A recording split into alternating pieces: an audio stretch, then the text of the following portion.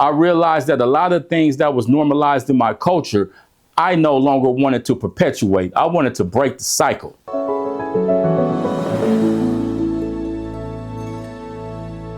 What I want to start by saying is when we talk about trauma, we have to understand that trauma may be a contributing factor to our behavior and to our life outcomes, but it's not a defining factor.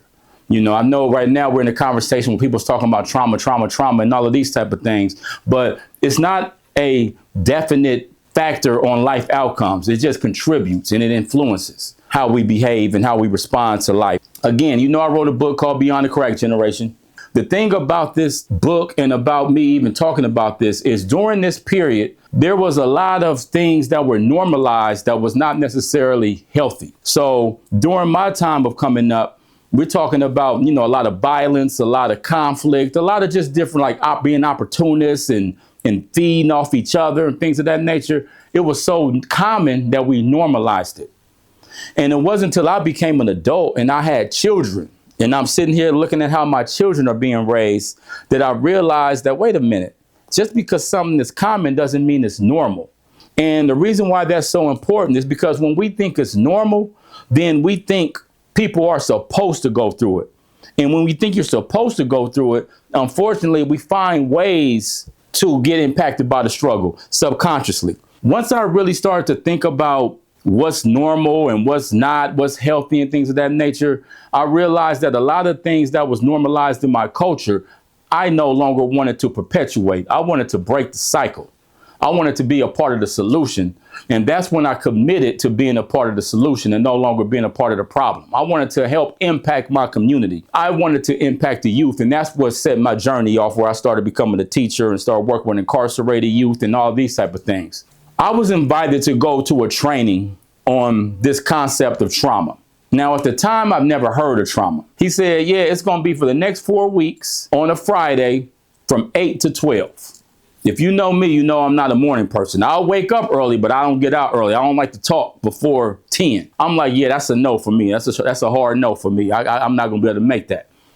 He said, but K-Rahn, there's a stipend. I said, wait, what? There's a stipend? Oh, okay, well, sign me up. He tells me about the stipend. I joined this training for the next 4 weeks.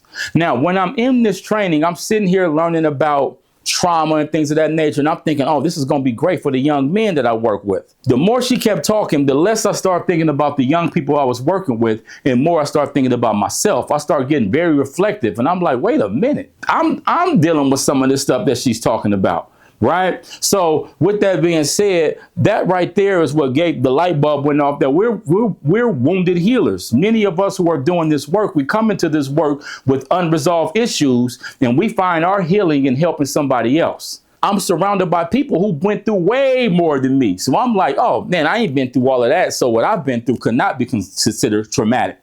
Right. But as she kept explaining, you know, what can be considered traumatic, as she kept explaining the symptoms and the behaviors that come from trauma, I started looking at myself and saying, oh, shoot, maybe there's something to this.